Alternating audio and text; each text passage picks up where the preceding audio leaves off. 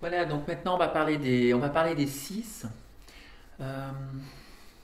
alors les 6, voilà, on a différents types de 6. Donc le 6, on l'appelle le loyal, on l'appelle le sceptique. Donc on peut avoir des 6 comme ça qui sont vraiment des flots de paroles et quand ils parlent, ils vont vraiment beaucoup s'exprimer alors, en vous donnant un maximum de détails. Donc voilà, j'ai fait cette formation,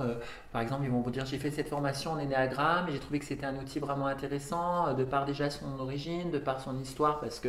effectivement, j'ai lu quand même pas mal d'ouvrages, mais en même temps, ce sont des gens assez sceptiques parce qu'ils vont vous dire, voilà, et en même temps, en ayant analysé les 9 profils, j'avoue que clairement, j'ai du mal à me trouver parce que je trouve qu'il y a beaucoup de points de confusion et qu'il y a quand même beaucoup de choses finalement qui se ressemblent. Par exemple, j'ai du mal parfois à me dire, peut-être une fois, je me dis, je peux être un parce que je suis quand même quelqu'un d'assez responsable, mais des fois, je me dis que finalement, je peux être